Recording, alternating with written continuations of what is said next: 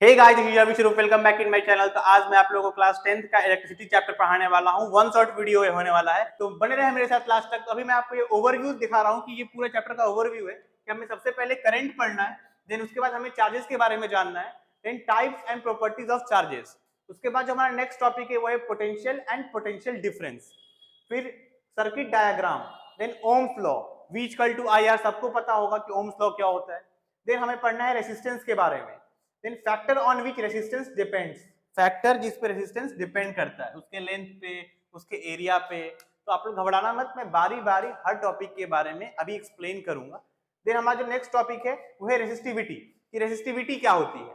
उसके बाद series and parallel combination, मतलब हम जब रेसिस्टेंस के बारे में पढ़ेंगे तो रेसिस्टेंस सीरीज में भी होता है और पैरेलल में भी होता है। हम ऐसे बहुत सारे बच्चे को ये क्वेश्चन पूछा जाता है कि हमारे घर में कनेक्शन कैसा होता है, पैरेलल में होता है या सीरीज में होता है। तो यही चीज हमें पढ़ना है, series and parallel combination. Then हमारा जो नेक्स्ट टॉपिक है वो यहाँ पे है कि heating effect of electric current. Heating, electricity pass करने से जो हीटिंग इफेक्ट होता है जैसे आयरन में या हीटर में, उसके बारे में हमें यहाँ पे पढ़ाई करना है। देन है हमारा प्रैक्टिकल एप्लीकेशंस, कुछ प्रैक्टिकल एप्लीकेशंस है जैसे फ्यूज के बारे में, बल्ब के बारे में, जो आप लोगों के क्लास 10th के एनसीईआरटी वाइज मैं यहाँ पे आपको एक्सप्लेन करूंगा। देन हमारा जो लास्ट टॉपिक है वो है पावर, कि पावर क्या होता है, और इस पे बहुत सारे न्यूमेरिकल्स भी मैं आपको करवाऊंगा कि पावर से रिलेटेड, कि बल्ब जो है, बहुत सारे क्वेश्चन दिया है कि 2 बल्ब है और उसका 100 वाट है या 200 वाट पावर है। तो ऐसे क्वेश्चन न्यूमेरिकल्स आपको दिए हुए हैं एनसीईआरटी में। तो आप लोग एक बार स्क्रीन पे देख सकते हो, मैं हट जाता हूँ कि ये सारे टॉपिक्स हमें अभी कवर करने हैं, जो मैं आने वाले आपको 30 मिनट में पूरा का पूरा ये कंप्लीट कराने वाला हूँ। तो गाइस आप लोग एक बार देख लो, अगर नोट करना है तो नोट कर लो। अब मैं आता हूं अपने पहले टॉपिक में जो है करंट। तो करंट का जो डेफिनेशन है आप लोगों को दिख रहा होगा, rate of flow of charge. ठीक है, rate of flow of charge. इस डेफिनेशन से आप लोग कंफ्यूज मत होना। Rate of flow of charge का मतलब ये है कि फ्लो ऑफ चार्जेस या flow of current per unit time, हर एक सेकेंड में कितना चार्ज यहां से जा रहा है, मूव कर रहा है। ठीक है, वही क्या होता है हमारा करंट। तो करंट क्या होता है, rate of flow of charge, ठीक है, या rate of flow of electron पर सेकेंड, कितना चार्ज या कितना इलेक्ट्रॉन मूव कर रहा है, पास कर रहा है या फ्लो कर रहा है, वो क्या प्रोड्यूस करता है, वो करंट प्रोड्यूस करता है। तो जो हमारा ये डेफिनेशन है ये अलग अलग तरीके से लिखा होता है। एक और डेफिनेशन इसका बनता है करंट के अलावा इलेक्ट्रिक करंट का, कि flow of current, flow of charge या इलेक्ट्रॉन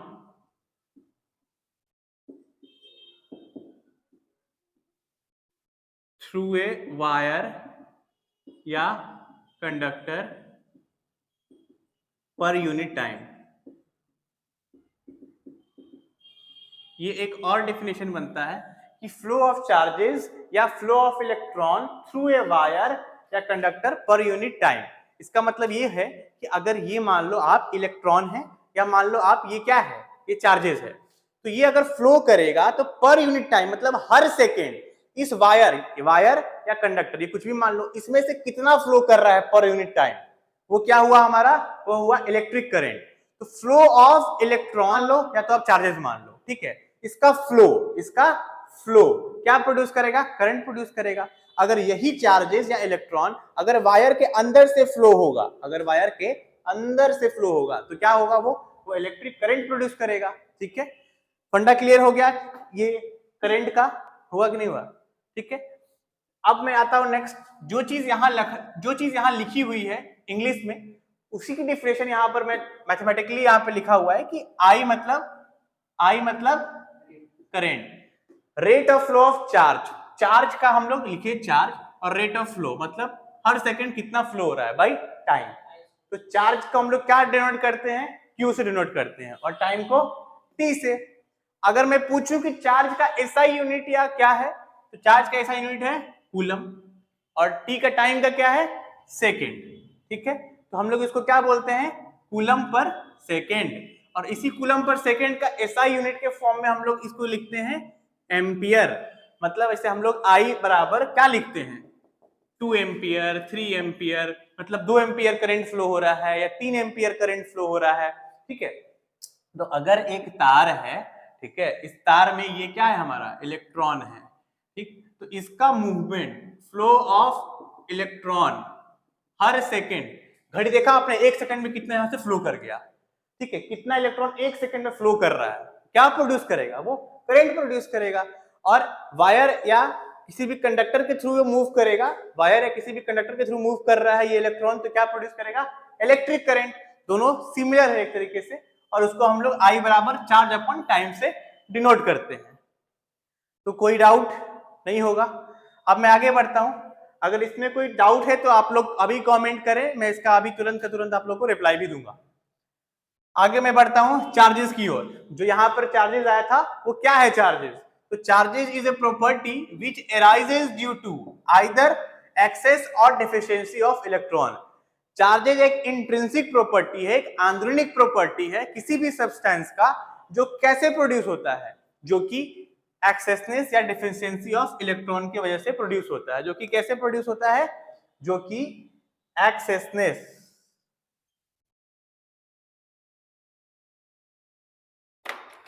जो कैसे प्रोड्यूस होता है, जो कि एक्सेसनेस या डेफिशिएंसी। एक्सेसनेस मतलब ज्यादा, डेफिशिएंसी मतलब कम, किसका, इलेक्ट्रॉन का। एक ही फैक्टर है इलेक्ट्रॉन। तो चार्जेस किस पे डिपेंड करता है, इलेक्ट्रॉन पे। अभी मैं आप लोग को एक्सप्लेन कर देता हूं कि मान लो आप, ये एक सब्सटेंस है, इसमें पहले से प्लस माइनस होता है।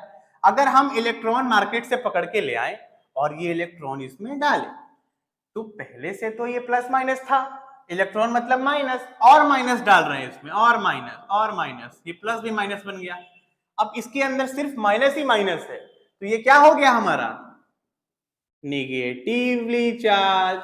क्या हो गया, निगेटिवली चार्ज। और किसके वजह से हुआ है, ये हुआ है, आप लोग देखो, हम लोग बाहर से इलेक्ट्रॉन डाल रहे हैं, तो एक्सेसनेस ऑफ इलेक्ट्रॉन किसके वजह से हुआ है, एक्सेसनेस ऑफ इलेक्ट्रॉन, ठीक। अब इसके वजह से नेगेटिव चार्ज प्रोड्यूस हुआ। अगर मैं आपको समझाऊं कि पॉजिटिव चार्ज कैसे प्रोड्यूस होता है, तो अगर ये सब्सटेंस है, इसके अंदर प्लस माइनस है, हम लोग क्या करेंगे, ये माइनस पकड़ेंगे और माइनस पकड़ के बाहर कर देंगे, माइनस पकड़ेंगे, माइनस पकड़ के बाहर कर देंगे, मतलब इलेक्ट्रॉन निकाल रहे हैं। तो अंदर क्या बचा, सिर्फ पॉजिटिव, मतलब सब पॉजिटिव है, तो ये अंदर बचा पॉजिटिव चार्ज, ठीक है। और ये किसकी वजह से हो रहा है, अगर हम लोग इसके अंदर का इलेक्ट्रॉन मतलब माइनस निकाल देंगे तो अंदर माइनस का कमी हो जाएगा, तो ये होता है हमारा deficiency of electron. Deficiency of electron की वजह से पॉजिटिव चार्ज प्रोड्यूस हो रहा है। अगर मैं इसको दूसरे तरीके से समझाने की कोशिश करूं, तो आप लोग समझो कि मैं एक इंसान हूं, मेरे अंदर प्लस भी है और माइनस भी है, मतलब अच्छाई भी है और बुराई भी है, और मैं अपनी सारी बुराई निकाल दूं, मतलब सारा माइनस निकाल दूं, तो मैं कैसा इंसान बन जाऊंगा, मैं पॉजिटिव इंसान बन जाऊंगा, सबसे अच्छी अच्छी बातें करूंगा, सबके बारे में अच्छा सोचूंगा, तो मैं बन जाऊंगा पॉजिटिव चार्ज। अगर मान लो मेरे अंदर प्लस भी है माइनस भी है, मतलब अच्छाई भी है बुराई भी है, और अच्छाई चली जाए, सिर्फ बुराई रह जाए, तो मैं तो रावण बन गया, मैं सबके बारे में गलत सोचूंगा, तो मैं बन जाऊंगा निगेटिव इंसान, मतलब निगेटिव चार्ज। तो होप आप लोगों को पॉजिटिव और निगेटिव का फंडा क्लियर हो गया होगा। अब मैं चलता हूं अपने नेक्स्ट टॉपिक पे, जो है चार्जेस की कितने टाइप्स होते हैं, वो मैंने बता दिया आपको, पॉजिटिव और निगेटिव। अब यहाँ पे आप लोग के एनसीईआरटी में एक चीज दिया हुआ है, वही मैं एक्सप्लेन कर रहा हूँ। एनसीईआरटी में एक्सपेरिमेंट दिया हुआ है कि हम लोग एक ग्लास रड लेंगे, क्या लेंगे, ग्लास का रड लेंगे, और सिल्क का कपड़ा ग्लास के रड में हम लोग रब करेंगे। अगर रब करेंगे तो यहाँ पर क्या आ जाएगा, पॉजिटिव चार्ज हम लोग नोटिस करेंगे कि आ गया। अब ये पॉजिटिव चार्ज क्यों आया, तो आप लोग यहाँ वाला फंडा देखो कि क्या हुआ, इसमें से इसका इलेक्ट्रॉन बाहर चला गया, मतलब इस ग्लास रड का जो भी माइनस है वो कहाँ चला गया, वो सिल्क के कपड़े पे चला गया। कहाँ चला गया, सिल्क के कपड़े पे। जैसे ही हमने सिल्क का कपड़ा रब किया, इसका माइनस इस सिल्क के कपड़े पे चला गया, तो ग्लास रड कैसा रह गया, पॉजिटिव। अब सेकेंड आपका एग्जांपल है नेगेटिव चार्जेस का, एनसीईआरटी में ही दिया है कि हम लोग ग्लास की जगह पे प्लास्टिक रड ले लें। प्लास्टिक का रड ले लिया और इसमें क्या रगड़ेंगे, इसमें हम लोग रगड़ेंगे उलेन कपड़ा, ठीक है, उलेन रगड़ेंगे तो इसके ऊपर क्या चार्ज आ जाएगा, निगेटिव। अब निगेटिव चार्ज आया मतलब क्या हुआ होगा, मतलब ये जो उलेन है, कपड़ा है, इसके अंदर का जो निगेटिव है वो इसमें इंटर कर गया, तो मतलब यहाँ एक्सेसनेस ऑफ इलेक्ट्रॉन, तो नेगेटिव चार्ज बन गया, और यहाँ डिफिशियंसी, इसका इलेक्ट्रॉन क्या हुआ होगा, इसका इलेक्ट्रॉन इसमें इस पे आया, इसमें क्या हुआ, यहां से इधर आया, दोनों के डायरेक्शन में चेंजमेंट है। तो आप लोग को होप ये भी समझ में आ गया होगा। अब मैं बताता हूं आप लोग को प्रॉपर्टीज की, चार्जेस की प्रॉपर्टीज क्या होती है। तो बहुत बेहतरीन एग्जांपल मैं दे रहा हूं कि सपोज मान लो आप कि हमारे पास चार्जेस की प्रॉपर्टीज, तो अगर ये मान लो कि लाइक चार्जेस है, मतलब एक जैसा है, तो ये दोनों एक दूसरे को क्या करेगा, ये एक दूसरे को रिपेल करेगा, ठीक है। अगर अनलाइक चार्जेस हो, अनलाइक का मतलब ये अनलाइक है, एक ब्लैक है एक ब्लू है, ये एक दूसरे को अट्रैक्ट करेगा। तो अनलाइक चार्जेस या अपोजिट चार्जेस एक दूसरे को अट्रैक्ट करती है, और एक जैसी चार्जेस एक दूसरे को रिपेल करती है, ठीक है। ये प्रॉपर्टीज है। अब मैं अपने नेक्स्ट टॉपिक पे आता हूं। यहाँ पे अब हमारा नेक्स्ट टॉपिक है वो है पोटेंशियल डिफरेंस और इलेक्ट्रिक पोटेंशियल। तो इसका मैं पहले डेफिनेशन आपको पढ़ के बताता हूं कि पोटेंशियल डिफरेंस क्या होता है। Work done in moving A charge particle from A given point two another given point, ठीक है। वर्क डन, जो हम लोग को काम करना पड़ता है, work done in moving A charge particle, ठीक है। Work done in moving A charge particle, work done in moving A charge particle, मतलब चार्ज पार्टिकल पे हम लोग जो वर्क डन करते हैं, क्यों करते हैं, work done in moving A charge particle, कहां से कहां तक, from A given point two another, एक गिवन पॉइंट से अनदर गिवन पॉइंट तक एक चार्ज को ले जाने में जो मेहनत करना पड़ता है वो क्या होता है, हमारा पोटेंशियल डिफरेंस। इसका मतलब आसान तरीके से मैं आपको समझाता हूं कि मान लो आप कि ये एक चार्ज है, ठीक है, ये एक पॉइंट पे है और ये हमारा दूसरा पॉइंट है।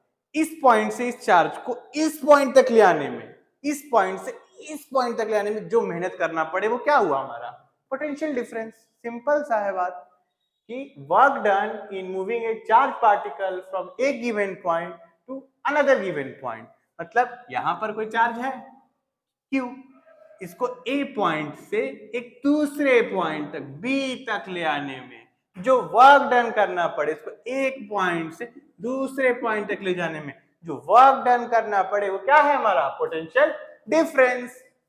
अब दूसरा पॉइंट आता है इलेक्ट्रिक पोटेंशियल।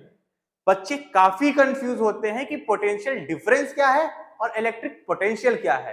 तो ये वीडियो देखने के बाद आप लोग का सारा कंफ्यूजन दूर हो जाएगा।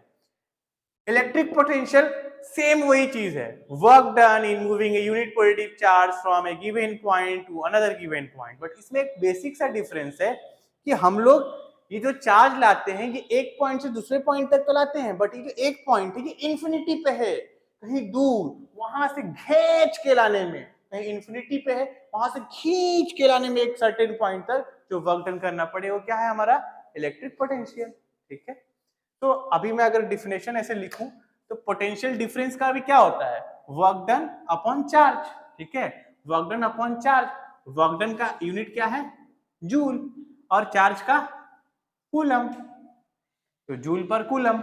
सेम इलेक्ट्रिक पोटेंशियल का भी, इलेक्ट्रिक पोटेंशियल को हम लोग V से डिनोट करते हैं, किसे डिनोट करते हैं, V से करते हैं। बावजूद आप लोग को नहीं समझ में आ रहा है तो मैं आप लोग को एक बेसिक सा डायग्राम बना के दिखाता हूं जो आप लोग सबको पता होगा।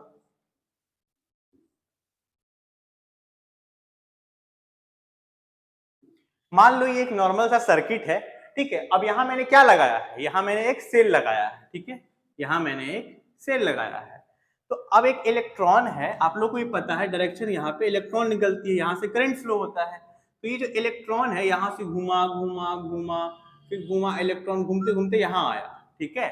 इलेक्ट्रॉन यहाँ से निकला और यहाँ आया वापस पूरा घूम के, ठीक है। इलेक्ट्रॉन यहाँ से निकला ऐसे घूमते घूमते घूमते यहाँ आया। अब यहाँ आने के बाद मतलब एक गिवन पॉइंट से अनदर गिवन पॉइंट तक, एक गिवन पॉइंट से अनदर गिवन पॉइंट तक जाने में जो वर्क डन करना पड़े वो क्या हुआ, पोटेंशियल डिफरेंस। इसको हम लोग इलेक्ट्रिक पोटेंशियल नहीं बोलेंगे, ये क्या हुआ, पोटेंशियल डिफरेंस। क्यों, क्योंकि ये हमारे रेंज में है ना, एक गिवन पॉइंट से अनदर गिवन पॉइंट, यहां से यहां बस। और जो बहुत दूर से ले आना पड़े उसको क्या बोलते हैं, इलेक्ट्रिक पोटेंशियल।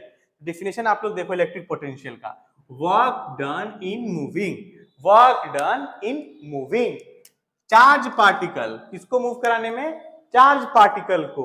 कहां से? फ्रॉम इनफाइनाइट, ये नोटिस करना आप, कहां से? फ्रॉम इनफाइनाइट, बहुत दूर से ले आने में, ठीक है, टू ए पार्टिकुलर पॉइंट पर यूनिट चार्ज, एक चार्ज को बहुत दूर से इनफाइनाइट से लाने में जो वर्क डन करना पड़े।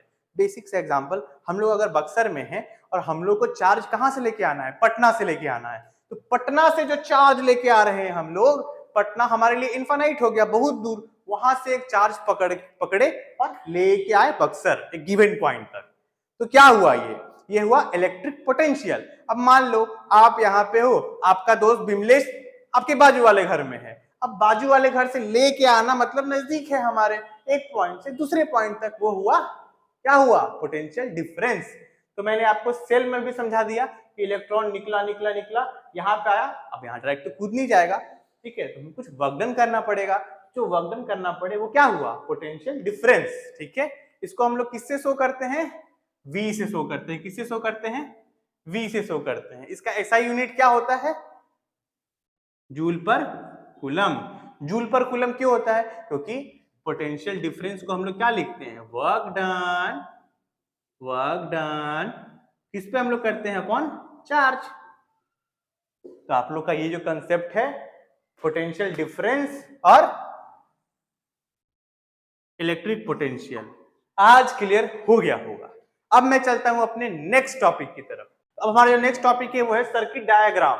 कि सर्किट डायग्राम क्या होता है? अगर मैं डायरेक्टली बच्चों से पूछता हूं कि सर्किट क्या है और सर्किट डायग्राम क्या है, दोनों में डिफरेंस क्या है, बच्चे बता ही नहीं पाते हैं कि सर्किट क्या है और सर्किट डायग्राम क्या है, दोनों में डिफरेंस बच्चे नहीं बता पाते हैं।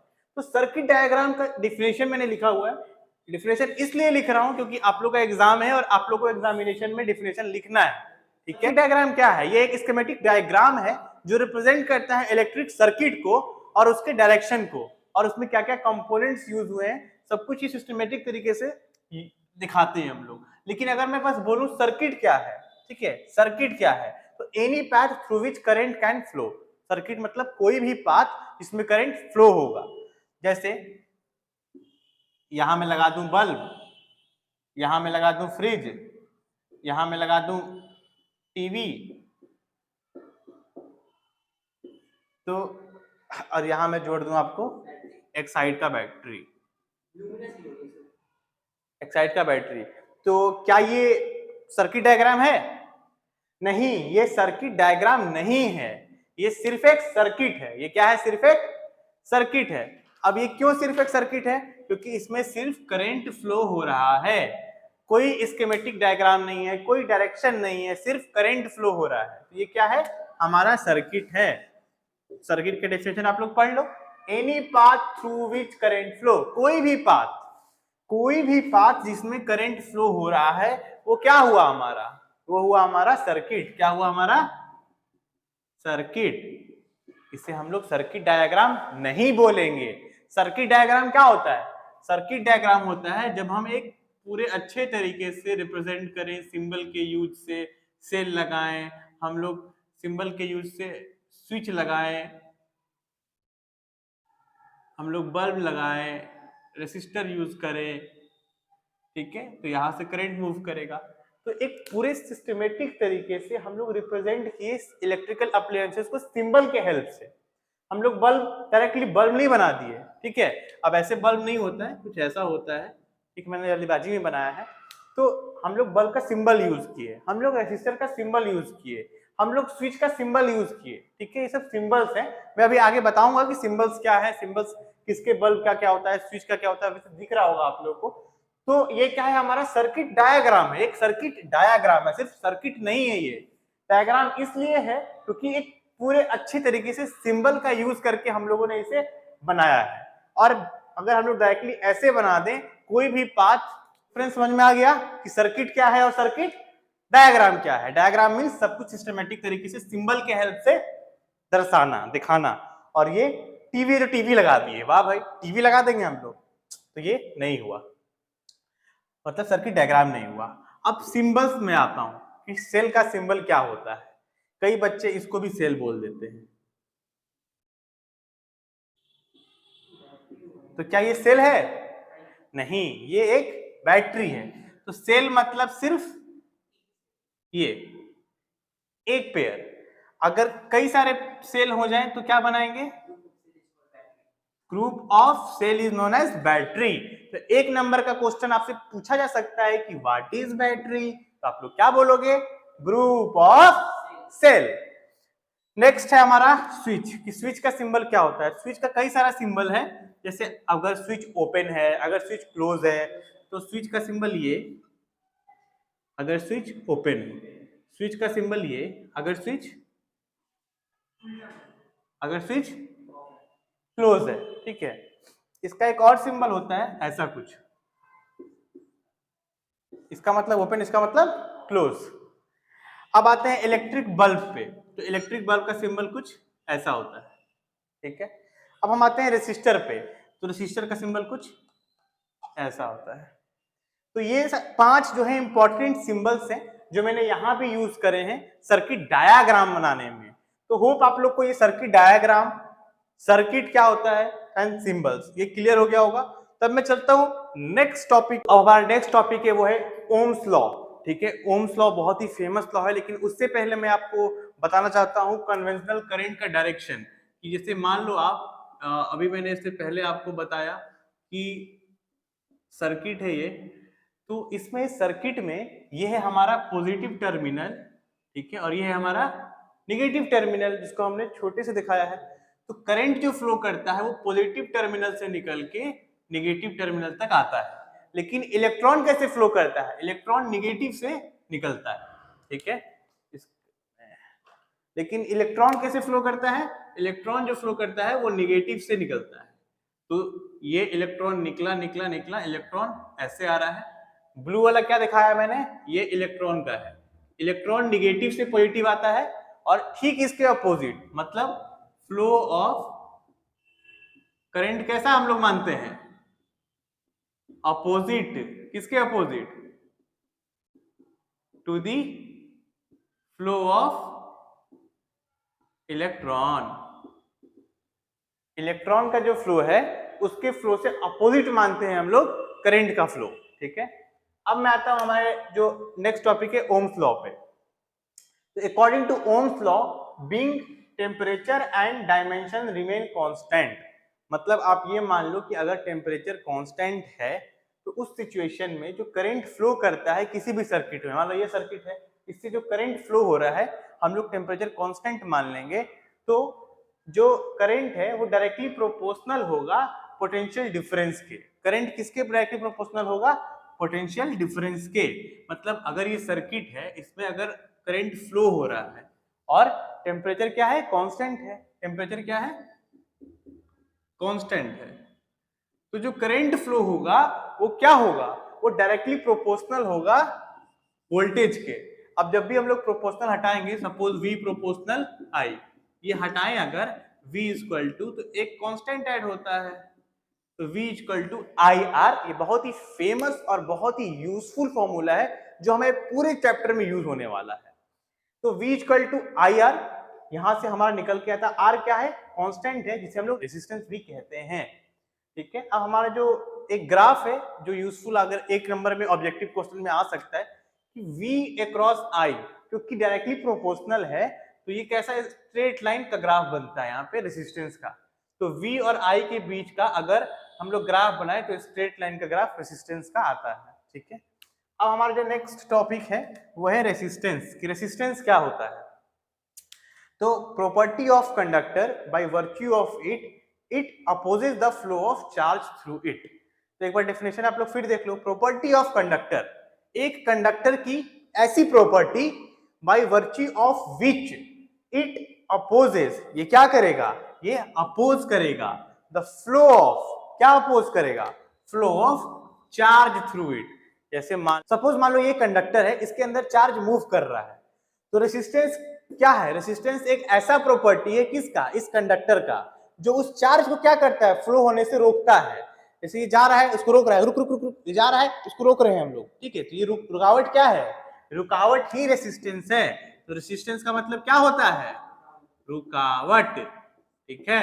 एग्जाम में मत लिख देना आप लोग, मैं समझाने के लिए लिख रहा हूँ। रेसिस्टेंस मतलब रुकावट। जैसे ये फ्लो हो रहा है, इस करंट के फ्लो को जो रोकता है, सपोज ये रेसिस्टेंस है, ये क्या करेगा, इसको रोकेगा, आगे बढ़ने से ऐसे रोक रहा है, प्रॉब्लम क्रिएट कर रहा है। तो वही लिखा है, प्रॉपर्टी है किसका, इस कंडक्टर का, मान लो कंडक्टर है तो इसका प्रॉपर्टी है जो क्या करता है, विच अपोजेस, उसको अपोज करता है, किस लिए, उसको फ्लो करने में, चार्ज को फ्लो करने में। सपोज ये रास्ता है, मैं जा रहा हूं, तो इस रास्ते में मेरे को जो अपोज कर रहा है, कोई ढकेल रहा है, मतलब मुझे जाने नहीं दे रहा है। सपोज ये रास्ता है और मैं जा रहा हूं और कोई मुझे अपोज कर रहा है, मतलब धक्का दे रहा है, फिर भी मैं जा रहा हूं अपोज करके, तो मुझे प्रॉब्लम, एक है कि मैं आराम से जा रहा हूं, एक है कोई मुझे धक्का दे रहा है, तो मुझे प्रॉब्लम फील होगा। तो वही क्या है, रेसिस्टेंस है, जो रुकावट करती है, रुकावट लाती है। तो आप लोग को अब समझ में आ गया होगा रेसिस्टेंस क्या है। नेक्स्ट टॉपिक है वो है फैक्टर अफेक्टिंग रेसिस्टेंस। कौन सा फैक्टर जो रेसिस्टेंस को अफेक्ट करता है, रेसिस्टेंस का मतलब होता है रुकावट, तो अब रेसिस्टेंस को अफेक्ट कौन कौन सा फैक्टर करता है। पहला है लेंथ ऑफ कंडक्टर, कंडक्टर का लेंथ कैसा होता है रिलेशन, तो लेंथ जो होता है डायरेक्टली प्रोपोर्शनल होता है रेसिस्टेंस के, मतलब जितना लंबा लेंथ उतना बड़ा रेसिस्टेंस, उतनी बड़ी रुकावट। तो ये मैं आपको समझाने के लिए आपको बताता हूं। मान लो एक छोटी सी ये गली है, ठीक है, एक लंबी गली है। अब छोटी सी गली में आप लोग जब निकलोगे तो निकलना आसान है कि मुश्किल, ठीक है। एक बड़ी सी गली है, आप लोग लाइन लगा के खड़े हो, ठीक है, यहां से आप लोग निकल रहे हो बारी बारी बारी बारी, एक छोटी सी गली से, छोटी सी गली है तो आप लोग तुरंत निकल जाओगे, और लंबी गली है तो आप लोग निकलने में टाइम लगेगा, ठीक है। तो छोटी सी गली से आप लोग तुरंत निकल जा रहे हो, मतलब रुकावट क्या है, कम है। बड़ी सी गली है मतलब रुकावट ज्यादा है, आप लोग को निकलने में टाइम लग रहा है, ठीक है। तो छोटी गली मतलब रुकावट कम, रुकावट कम का मतलब रेसिस्टेंस कम। तो अगर लेंथ कम तो रेसिस्टेंस कम, क्योंकि रुकावट क्या है वहां पे, कम है, ठीक है। तो इसीलिए डायरेक्टली प्रोपोर्शनल है। अगर मैं लेंथ बड़ा ले लूं तो रुकावट क्या होगी, ज्यादा होगी, क्यों, क्योंकि बाहर निकलने में हमें ज्यादा टाइम लगेगा, ठीक है। और टाइम, अगर जैसे मैंने आपको बताया ये गली है, अगर रुकावट नहीं है तो मैं फ्रीली निकल जाऊंगा, ठीक है। अगर मान लो यहाँ पे रुकावट हो, 3-4 कुर्सी लगा दूंगा तो मुझे निकलने में प्रॉब्लम होगा, ऐसे ऐसे आराम से निकलना पड़ेगा, तो टाइम लगेगा। तो वही है कि अगर लंबा है तो रुकावट ज्यादा होगा और टाइम भी ज्यादा लगेगा, ठीक है। तो ये आपको समझ में आ गया होगा रिलेशन डायरेक्टली प्रोपोर्शनल का। नेक्स्ट है एरिया ऑफ क्रॉस सेक्शन। तो एरिया से कैसा रिलेशनशिप होता है, इनवर्सली प्रोपोर्शनल। एरिया से रेसिस्टेंस कैसा होता है, इनवर्सली प्रोपोर्शनल, मतलब अगर हम लोग एरिया बढ़ाएंगे तो रेसिस्टेंस क्या होगा, घट जाएगा। अगर एरिया घटाएंगे तो रेसिस्टेंस क्या होगा, बढ़ जाएगा, ठीक है। सिंपल सा एग्जांपल दे रहा हूं, मान लो कि ये एक खिड़की है आपके रूम में और ये एक दरवाजा है। आप लोग खिड़की से निकलोगे तो जल्दी निकल पाओगे या दरवाजे से निकलोगे तो जल्दी निकल पाओगे, ऑफ कोर्स सा बात है, खिड़की से निकलोगे तो टाइम ज्यादा लगेगा, खिड़की से निकलेंगे तो टाइम ज्यादा लगेगा क्योंकि हमें आराम आराम से निकलना है, रुकावट ज्यादा है। दरवाजा है भाई, बड़ा सा है, कोई रुकावट नहीं है, आराम से निकल गए हम लोग, समझ में आया। तो यहाँ पर आराम से निकल रहे हैं, रुकावट कैसा है, यहाँ पे रुकावट कैसा है, कम है। रुकावट कम है इसका मतलब रेसिस्टेंस कैसा होगा, रेसिस्टेंस कम होगा। रुकावट कम है तो रेसिस्टेंस कम होगा। लेकिन एरिया ऐसा क्या है, एरिया ज्यादा है, एरिया क्या है, ज्यादा है, इसका एरिया क्या है, छोटा है। एरिया छोटा है तो रुकावट कैसा होगा, यहाँ पे रुकावट ज्यादा होगा। रुकावट कैसा होगा, रुकावट यहाँ पे ज्यादा होगा। तो सिंपल सा बात है यहाँ पे कि भाई एरिया बढ़ा रहे हैं हम लोग, मतलब एरिया बड़ा है तो रेजिस्टेंस कैसा है, यहाँ पे कम है। और अगर एरिया छोटा है तो निकलना मुश्किल है, निकलना मुश्किल मतलब रेजिस्टेंस ज्यादा। समझ में आ गया। तो ये 2 पॉइंट आपकी क्लियर हो गए। थर्ड है हमारी नेचर ऑफ मटेरियल, कि रेजिस्टेंस डिपेंड करता है कि अगर ये कंडक्टर है तो ये कैसा है, ठीक है। ये आपको इंसुलेटर है या एलॉय का बना हुआ मटेरियल है, तो नेचर ऑफ मटेरियल पे डिपेंड करता है रेजिस्टेंस कि जो भी मटेरियल है वो किस एलॉय से बना है, नाइक्रोम से बना है, टंगस्टन से बना है, इन लोगों का क्या होता है, रेजिस्टेंस बहुत ज्यादा होता है इन मटेरियल्स का। अगर इंसुलेटर है तो वो बहुत ज्यादा होगा, उससे करंट ही नहीं फ्लो कर पाता है, और कंडक्टर है तो उसका रेसिस्टेंस क्या होगा, कम होगा, तभी तो करंट फ्लो कर पाएगा। तो अब हम लोग इन दो पॉइंट से, इन दो लेंथ और एरिया, इन दो पॉइंट से मिलाकर क्या बनाए कि भाई रेसिस्टेंस जो है लेंथ के डायरेक्टली प्रोपोर्शनल है, एरिया के इनवर्सली प्रोपोर्शनल है। फर्स्ट और सेकेंड इन दोनों को मिला के हम लोग क्या बनाए, L बाई ए। अब जब ये प्रोपोर्शनल हटाएंगे तो क्या आएगा, एक प्रोपोर्शनलिटी कांस्टेंट आएगा। तो क्या फॉर्मूला बनता है, rho equal to R equal to rho L upon A. तो वही मैंने यहाँ पर लिखा है, R equal to rho L upon A. और रो क्या है हमारा, रो है हमारा रेसिस्टिविटी, रो है हमारा रेसिस्टिविटी। और रो को हम लोग क्या बोलते हैं, रो जो है वो भी एक रुकावट है। रो, ये रेसिस्टिविटी क्या है, रेसिस्टिविटी भी क्या करता है, अपोज ही करता है किसको, फ्लो ऑफ करंट को। क्या करता है, अपोज ही करेगा, किसको करेगा, अपोज, फ्लो ऑफ करंट को अपोज ही करेगा, क्या, रेसिस्टिविटी भी। लेकिन ये जो अपोजिशन है वो सिर्फ और सिर्फ किस पर डिपेंड करता है, नेचर पे। मतलब अगर ऐसा रुकावट जो सिर्फ मटेरियल के नेचर पे है, ये कैसा है, ये इंसुलेटर है या ये कैसा, ये इंसुलेटर है, कंडक्टर है या एलॉय है, जैसा भी मटेरियल हो, तो उस मटेरियल के बेसिस पे जो रुकावट आएगी, जो रेसिस्टेंस आएगी, जो अपोजिशन आएगी, उसको क्या बोलते हैं हम लोग, रेसिस्टिविटी। तो रेसिस्टिविटी और रेसिस्टेंस दोनों एक तरीके से सेम आप बोल सकते हो, बस रेसिस्टेंस में हम लोग सारे फैक्टर को देखते हैं और रेसिस्टिविटी में हम लोग सिर्फ उसके नेचर को देखते हैं कि मटेरियल का नेचर कैसा है। ठीक है, तो अगर मैं आप यहां से रो पूछूं कि रो क्या होगा, तो रो यहां पे रहेगा ए ऊपर, तो आर ए अपॉन एल। ठीक है, तो इससे हम लोग का जो यूनिट निकलता है वो होता है ओम मीटर। रो का यूनिट क्या होता है, ओम मीटर। तो इस पे क्वेश्चन बनता है आप लोग को इस तरीके से कि if length of the wire is double then what is the resistivity. इस टाइप का कुछ क्वेश्चन बनता है इस पे। हमने पढ़ा फैक्टर अफेक्टिंग रेसिस्टेंस, जो तीन था फैक्टर, लेंथ था, एरिया एंड उसका नेचर। अब हम दूसरा जो टॉपिक है वो है रेसिस्टर, क्योंकि रेसिस्टेंस मतलब होता है रुकावट। तो अब रेसिस्टेंस किसकी वजह से आता है, तो वो होता है रेसिस्टर के हेल्प से हम लोग किसी भी इलेक्ट्रिक सर्किट में रेसिस्टेंस ला पाते हैं। ठीक है, तो रेसिस्टर का डेफिनेशन पढ़ते हैं हम लोग, electric component which provide resistance. क्या है भाई, इलेक्ट्रिक कंपोनेंट। ये एक इलेक्ट्रिक कंपोनेंट है। जैसे हम चलते हैं तो हमारे चलने में कौन रुकावट डाल सकता है, या तो कोई हम लोग ऑब्स्टेकल्स रखते हैं, मान लो चेयर रख देते हैं हम सामने अपने, ठीक है, चेयर रखा हुआ है, तो चेयर क्या हुआ हमारे लिए, एक कंपोनेंट हुआ जो हमें चलने में रुकावट कर रहा है। ठीक उसी प्रकार इलेक्ट्रिक कंपोनेंट, रेसिस्टर क्या है, एक कंपोनेंट है जो क्या करता है, रेसिस्टेंस पैदा करता है इलेक्ट्रिक सर्किट में। ठीक है, मान लो कि ऐसे ये चार्ज है, ये फ्लो हो रहा है, तो यहाँ पर एक रेसिस्टर लग गया, तो फ्लो होने में क्या करेगा, ये रेसिस्टर प्रॉब्लम क्रिएट करेगा, इसको फ्लो नहीं होने देगा अच्छे से। तो वही है रेसिस्टर का मतलब, electric component which provide resistance in any electric circuit. ठीक है, अब नेक्स्ट आते हैं कॉम्बिनेशन की तरफ, कि रेसिस्टर का कॉम्बिनेशन कैसा होता है, किस किस कॉम्बिनेशन में रेसिस्टर लग सकता है। तो दो कॉम्बिनेशन होते हैं, एक होता है सीरीज कॉम्बिनेशन, एक होता है पैरेलल कॉम्बिनेशन। ये आप लोगों ने पढ़ा होगा पहले भी। तो सीरीज कॉम्बिनेशन क्या होता है, तो सीरीज कॉम्बिनेशन होता है आर नेट, जहां पे R1 R2 R3 हम लोग डायरेक्ट लिखते हैं। ठीक है, जैसे एग्जांपल के लिए मान लो आप कि ऐसा दिया हो 2 ओम ऐसा, तो ये दोनों क्या है, ये दोनों लगातार है, मतलब एक ही तार में है। तो एक ही तार में है तो हम लोग कैसे निकालेंगे are net, R1 plus R2, R1 कितना है 2, R2 कितना है 2, यानी 4 ओम। आर नेट कितना आया 4 ओम। तो ये जो आया 4 ओम वो आया सीरीज कॉम्बिनेशन के थ्रू, क्योंकि ये एक ही तार में है, कोई रुकावट बीच में नहीं है। ठीक है, अगर तार बदला तो वो हो जाता है parallel combination.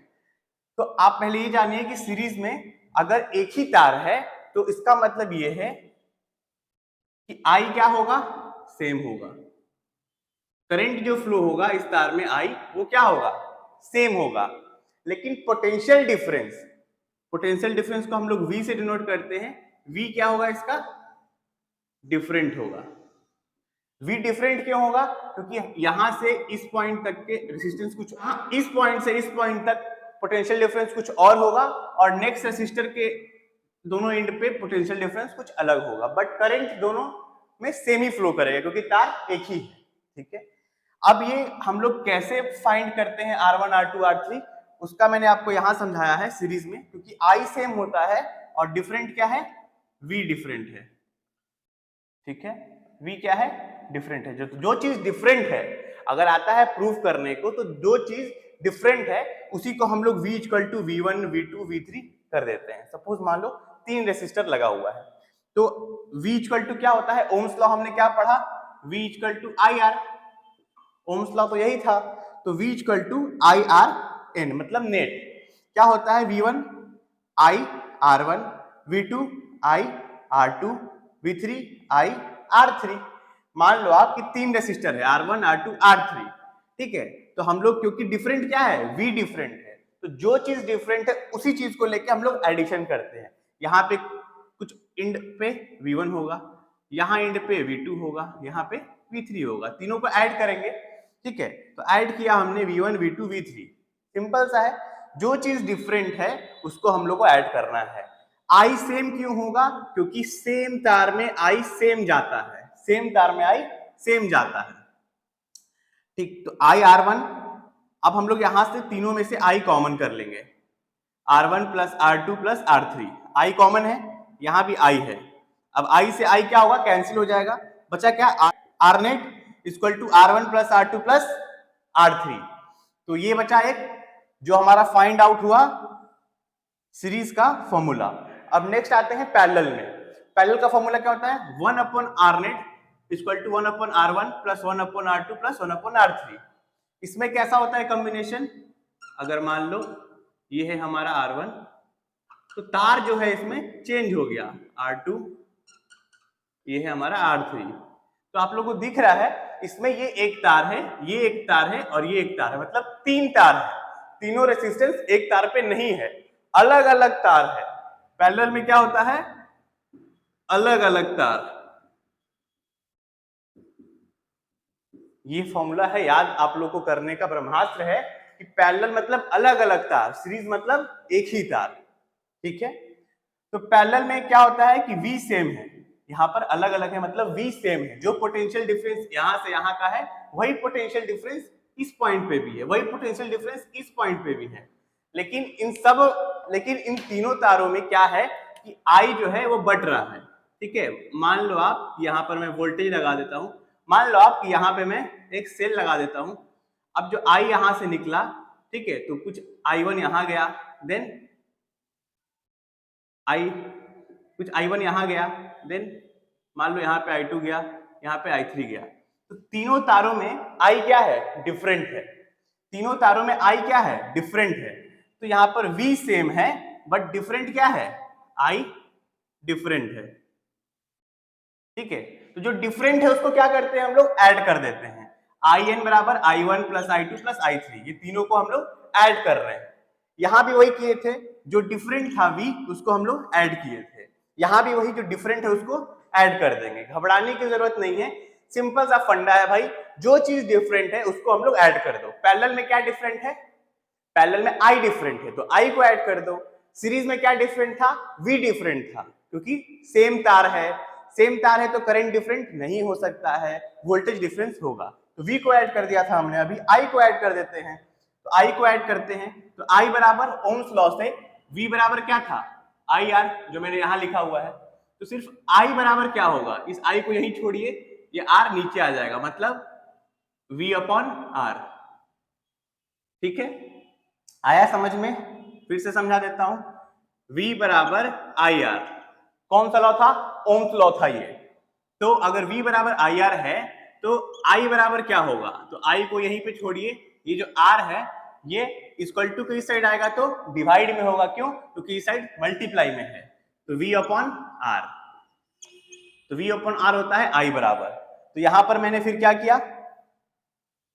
V upon R, क्योंकि फॉर्मूला मैंने डिराइव किया है V अपॉन R, I बराबर V अपॉन R, I1 बराबर V अपॉन R1, I2 बराबर V अपॉन R2, I3 बराबर V अपॉन R3। ठीक है। अब इसके बाद हमने क्या किया, V अपन R1 एक साथ किया और यहां पर हमने जो V है V को कॉमन कर लिया, V को हमने कॉमन कर लिया 1/R1 plus 1/R2 plus 1/R3, ठीक है। 1/R1 plus 1/R2 plus 1/R3, V को हमने कॉमन कर लिया, V से V क्या हो गया, कैंसिल आउट। बचा क्या यहाँ पे, बचा यहाँ पे 1/R1 इक्वल टू क्या बचा यहाँ पे 1/R1 plus 1/R2 plus 1/R3। ये जो है फॉर्मूला हमारा निकल के आया, किसके लिए, पैरेलल के लिए। तो बहुत ही बेसिक सा फंडामेंटल है। तो जो हमारा नेक्स्ट टॉपिक है वो है इलेक्ट्रिक पावर। तो इलेक्ट्रिक पावर क्या होता है, इसमें बहुत सारे न्यूमेरिकल आते हैं आपके एग्जामिनेशन में। तो इलेक्ट्रिक पावर क्या होता है, तो energy consumed by an electrical appliances, energy consumed by an electrical appliances. क्या भाई, एनर्जी कंज्यूम्ड, जो एनर्जी कंज्यूम होता है किसके द्वारा, इलेक्ट्रिकल अप्लायंसेस द्वारा। और वो अप्लायंसेस कुछ भी हो सकता है, TV, fridge, AC, bulb, fan, कुछ भी हो सकता है। तो उनके द्वारा जो एनर्जी कंज्यूम्ड किया जाए, क्योंकि हम अगर इलेक्ट्रिसिटी सप्लाई कर रहे हैं तो वो कुछ एनर्जी कंज्यूम करेंगे, अगर हम इलेक्ट्रिक सप्लाई कर रहे हैं तो वो कुछ एनर्जी कंज्यूम करेंगे। तो हमारे इलेक्ट्रिकल अप्लायंसेस द्वारा, जैसे अभी फैन चल रहा है, बल्ब जल रहा है, तो energy consumed by electrical appliances पर यूनिट टाइम, ठीक है। हर सेकेंड कितना एनर्जी कंज्यूम कर रहा है हमारा इलेक्ट्रिकल अप्लायंसेस। अब इलेक्ट्रिकल अप्लायंसेस क्या होता है, ये होता है टीवी, फ्रिज, एसी, कुछ भी हो सकता है जो अभी हम लोग कंज्यूम कर रहे हो, जो एनर्जी कंज्यूम कर रहा है, ठीक है, जैसे बल्ब हो गया, ठीक है। तो ये सब क्या है, हमारा इलेक्ट्रिकल अप्लायंसेस है। इनके द्वारा जो एनर्जी कंज्यूम किया जाता है हर सेकेंड, वो क्या होता है, पावर, इलेक्ट्रिक पावर। नेक्स्ट है उसी का है work done by an electrical appliances, क्योंकि आपको पता है what is energy, the capacity of doing work. Energy क्या है, काम करने की क्षमता। What is energy, capacity of doing work. तो वही है, या तो एनर्जी कंज्यूम्ड है, नहीं तो हम लोग दूसरी डेफिनेशन क्या लिखते हैं, work done by an electrical appliances, जो काम किया जाता है इलेक्ट्रिकल अप्लायंसेस द्वारा, ठीक है, जो काम किया जाता है इलेक्ट्रिकल अप्लायंसेस द्वारा पर यूनिट टाइम, उसको भी कहते हैं हम लोग पावर, ठीक है। अब नेक्स्ट बढ़ते हैं, इलेक्ट्रिक पावर का जो होता है, इलेक्ट्रिक पावर का जो फॉर्मूला होता है वर्क डन अपॉन टाइम। क्यों, क्योंकि वर्क डन पर यूनिट टाइम, तो वर्क डन अपॉन टाइम लिख दिया हमने, P बराबर W अपॉन T, और क्यों, इसका पावर का यूनिट है, और इसी जूल पर सेकेंड को हम लोग क्या बोलते हैं, वाट, ठीक है। नेक्स्ट हम आते हैं, इसका एक और डेफिनेशन बनता है, P बराबर W अपॉन T होता है, और आप लोगों को पता है पोटेंशियल डिफरेंस V बराबर क्या होता है, V बराबर होता है W upon Q, work done in moving a unit positive charge from one point two another, तो उसको हम लोग बोलते हैं पोटेंशियल डिफरेंस।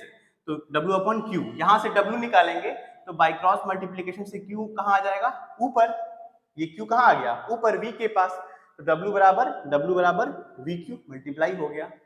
अब यही W का वैल्यू जो VQ आया है, हम लोग यहाँ पर हम लोग W की जगह पे VQ पुट कर दिए, और टाइम का टाइम। अब आप लोग देखो कि ये जो Q अपॉन T है, Q अपॉन T बराबर I होता है, तो Q अपॉन T कहाँ है, यहाँ पे है, Q अपॉन T की जगह पे हम I पुट कर दिए, और V का V है, तो यहाँ से एक और फॉर्मूला डिराइव हुआ, P equal to V into I, मतलब पोटेंशियल डिफरेंस इंटू करेंट, ठीक है। तो यहाँ से हम लोग और दो तीन फॉर्मूला निकाल सकते हैं ओम्स लॉ के हेल्प से। टॉपिक है वो है heating effect of electric current. तो according to the Joule's law, Joules एक इंसान का नाम है जिन्होंने एक लॉ दिया था, जूल्स हीटिंग लॉ, ठीक है। उन्होंने एक्सपेरिमेंट करा होगा जिससे उन्होंने ये पाया कि किसी भी सर्किट में अगर करंट फ्लो होता है तो इससे जो हीट प्रोड्यूस होगी वो किसके डायरेक्टली प्रोपोर्शनल होगी, वो इस करंट के स्क्वायर के डायरेक्टली प्रोपोर्शनल होगी। तो उन्होंने एक्सपेरिमेंट करके ये पाया होगा, तो वही चीज यहाँ पर मेंशन किया है कि H जो है वो I स्क्वायर के डायरेक्टली प्रोपोर्शनल है, ठीक है। और सेकेंड ये है कि जो H है वो R के भी डायरेक्टली प्रोपोर्शनल है, मतलब जो हीट निकल रही है यहाँ से, तो इसमें जो अगर रेसिस्टेंस लगा होगा तो इस रेसिस्टेंस के भी जो हीट है वो डायरेक्टली प्रोपोर्शनल है। और थर्ड पॉइंट उन्होंने ये पाया था, जो हीट है वो डायरेक्टली प्रोपोर्शनल टू टाइम, ठीक है। जो भी टाइम लग रहा है इसको हीट होने में, उस टाइम के भी डायरेक्टली प्रोपोर्शनल होती है हीट। तो इन तीनों को अगर हम मिला दें तो हमारा जो फॉर्मूला डिराइव होता है वो होता है H equal to I square RT, H equal to I square RT, ठीक है। देन हमारा जो टॉपिक है वो है इलेक्ट्रिक बल्ब। तो बल्ब किस लिए यूज होता है, तो बल्ब यूज होता है लाइट प्रोड्यूस करने के लिए। बल्ब हम लोग घर में क्यों यूज करते हैं, लाइट प्रोड्यूस करने के लिए। और बल्ब में जो फिलामेंट है वो किससे बना होता है? टंगस्टन वायर से। किससे बना होता है? टंगस्टन वायर से। और टंगस्टन वायर का जो रेसिस्टेंस है वो काफी ज्यादा होता है। टंगस्टन वायर का जो रेसिस्टेंस है वो काफी ज्यादा होता है। इसीलिए अगर हम लोग इसमें हीट देते हैं, इसीलिए हम लोग इसमें अगर करंट देते हैं, करंट दे रहे हैं, तो क्योंकि करंट बढ़ा रहे हैं तो हीट उसकी डायरेक्टली प्रोपोर्शनल है। तो यहाँ पे हीट भी बढ़ रहा है, और हीट बढ़ रहा है तो फिर हीट एनर्जी हमारा ग्लो में मतलब लाइट एनर्जी में कन्वर्ट होता है। ठीक है, तो कैसे कन्वर्ट होता है आप लोग देख सकते हैं। ये है हमारा टंगस्टन, ठीक है, जो किससे बना होता है? ये टंगस्टन वायर से। ठीक है, ये किससे बना होता है? टंगस्टन से। और इसका रेसिस्टेंस क्या होता है? काफी ज्यादा होता है। लेकिन ये अब हीट एनर्जी मतलब अगर हम लोग हीटर में भी तो नाइक्रोम वायर यूज करते हैं। ये एक बेसिक सा चीज है कि हम लोग हीटर में क्या यूज करते हैं? नाइक्रोम वायर, जिसका रेसिस्टेंस क्या होता है? इसका रेसिस्टेंस काफी ज्यादा होता है। हीटर जो हम लोग ठंडे के दिनों में यूज करते हैं गर्मी लेने के लिए, वो हीटर, या एक हीटर खाना बनाने के लिए भी यूज होता है। ठीक है, तो बेसिक से चीजें कि जो उसमें यूज होता है वायर, वो है नाइक्रोम वायर। हीटर में या हमारे आयरन में जो हम लोग आयरन करते हैं, ठीक है, कपड़े को इस्त्री करते हैं, आयरन करते हैं, उसमें भी जो वायर यूज होता है वो नाइक्रोम वायर यूज होता है, जिसका रेसिस्टेंस काफी ज्यादा होता है। तो रेसिस्टेंस काफी ज्यादा होने से, ठीक है, रेसिस्टेंस काफी ज्यादा होने से करंट हम लोग ज्यादा सप्लाई करेंगे। तो यहाँ पे आप लोग देखो हीट जो है वो रेसिस्टेंस के डायरेक्टली प्रोपोर्शनल है, और करंट ज्यादा देंगे तो करंट आई स्क्वायर के भी हीट डायरेक्टली प्रोपोर्शनल है। तो इनडायरेक्टली यहाँ पे एच क्या होगा? बढ़ जाएगा, हीट बढ़ेगा, इसीलिए हम लोग को वहां पे गर्मी मिलता है। लेकिन आप लोग के लिए एक बहुत बेहतरीन क्वेश्चन है कि इलेक्ट्रिक बल्ब का भी टंगस्टन वायर का रेसिस्टेंस ज्यादा होता है। जिसमें रेसिस्टेंस ज्यादा है तो हीट ज्यादा होगा, इसमें रेसिस्टेंस ज्यादा है तो हीट क्या होगा? हीट भी ज्यादा होगा। ये हीटर की तरह क्यों नहीं हम लोग बल्ब ऐसे करते हैं? हीटर की तरह नहीं करते हैं, क्योंकि यहाँ पर इलेक्ट्रिक बल्ब में हम लोग कुछ गैसेस भरते हैं, इनर्ट गैसेस, नाइट्रोजन गैस भी भरते हैं। उसमें हम लोग नियोन, हीलियम और नाइट्रोजन गैस फिल करते हैं। तो ये सारे गैसेस इसको ऑक्सीजन से रिएक्ट ना करे, इसमें भी हेल्प करते हैं। ठीक है, कि क्योंकि ऑक्सीजन से अगर रिएक्ट कर जाएगा तो बल्ब फूट जाएगा। ठीक है, बल्ब ना फूटे इसलिए हम लोग इसमें ये सारे गैसेस भरते हैं, और इसकी जो हीट एनर्जी है उसको लाइट में कन्वर्ट करने के लिए हम लोग हीलियम और नियोन का भी यूज करते हैं। हमारा फ्यूज, तो फ्यूज क्या होता है? हर घर में हम लोग फ्यूज यूज करते हैं। अब तो एमसीबी आ गया। डेफिनेशन है safety device which breaks the circuit when excessive current enters the circuit. ठीक है, तो फ्यूज का डेफिनेशन है सेफ्टी डिवाइस। फ्यूज क्या है? एक सेफ्टी डिवाइस है विच ब्रेक्स द सर्किट, जो ब्रेक हो जाता है कब? व्हेन एक्सेसिव करंट इंटर्स, जब एक्सेसिव करंट इंटर करता है घर में। ठीक है, तो सिंपल सा बात है, फ्यूज क्या है? एक डिवाइस है, सेफ्टी डिवाइस है। जब अधिक करंट आएगा तो वो हमारे घर को प्रोटेक्ट करेगा। कैसे? क्योंकि जो फ्यूज होता है उसमें हम लोग यूज करते हैं कॉपर का वायर। कौन सा वायर यूज करते हैं? Copper wire. और कॉपर वायर का रेसिस्टेंस क्या होता है? काफी लो होता है कॉपर वायर का रेसिस्टेंस। तो जैसे ही करंट हाई वाला इंटर करेगा, जैसे ही करंट हाई वाला इंटर करेगा, ठीक है, मान लो कि ये फ्यूज है, मान लो कि ये फ्यूज है, यहाँ पे कॉपर वायर से हम लोग लगाए हुए हैं। जैसे ही हाई करेंट, और यहाँ पे हम लोग का पूरा घर का सर्किट है, ये हमारा फ्रिज है, ये हमारा टीवी है, सब कुछ लगा हुआ है। ठीक है, तो जैसे ही हमारे घर में करंट इंटर करेगा, तो अगर हाई करंट है तो ये क्या है? इसका रेसिस्टेंस कम है, तो हाई करंट है तो ये सर्किट टूट जाएगा, ये तार टूट जाएगा, करंट इधर इंटर नहीं होगा। जब इंटर नहीं होगा तो हमारा फ्रिज, हमारा टीवी, ये हमारा टीवी मान लो, ठीक है, ये हमारा फ्रिज मान लो, तो हमारा टीवी, हमारा फ्रिज क्या है? बचा रहेगा। तो लो रेसिस्टेंस है तो ज्यादा करंट वो हैंडल नहीं कर पाएगा।